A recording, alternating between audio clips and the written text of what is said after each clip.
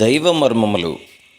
సహోదరుడు భక్తి సింగ్ గారి అనుభవంలో దేవుడు ఆయనకు బయలుపరిచిన దైవ మర్మములు. అక్టోబర్ 17.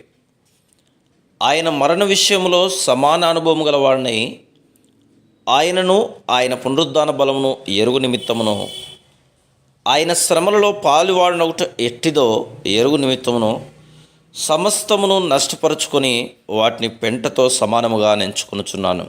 ఫిలిప్పి 3:11.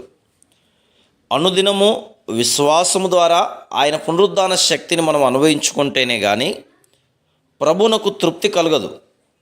గలతీ 2:20లో పౌలు క్రీస్తు నాయందు జీవించుచున్నాడు అని చెప్పాను. ఎందుకనగా సజీవుడైన క్రీస్తే నీ కొరకు నా కొరకు మరణమును జయించెను. ఆయన పునరుద్ధాన శక్తి అందలి విశ్వాసం ద్వారా అనుదినము మనము శోధనను జయించుటకు సజీవుడైన క్రీస్తే మన యందు జీవించుచున్నాడు. పౌలు, అపోల్లో, తిమోతి మొదలగు వారి ద్వారా ఎఫెసులోనున్న వారు బోధించబడినను, క్రీస్తును మృతుల్లో నుండి లేపుటలో దేవుడు ప్రత్యక్షపరిచిన శక్తి యొక్క అపరిమితమైన మహాత్మ్యం ఎట్టిదో మీరు తెలుసుకొనవలనని పౌలు వారి కొరకు ప్రార్థించెను. ఎఫెసీ 1:16-20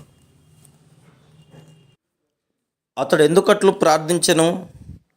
ఎఫెసీ 1:3లో అతడు, మన ప్రభువైన యేసుక్రీస్తు యొక్క తండ్రియగు దేవుడు స్తుతింపబడునుగాక, ఆయన క్రీస్తునందు పరలోక విషయములలో ఆత్మ సంబంధమైన ప్రతి ఆశీర్వాదమును మనకు అనుగ్రహించను అని చెప్పాను.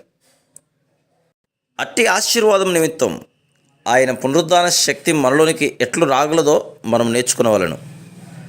అట్టి జ్ఞానమును విశ్వాసమును పొందినట్లు పరీక్షలు, శ్రమలు, ఇబ్బందులు, కష్టముల ద్వారా ప్రభు మనల్ని తీసుకొని పోవును.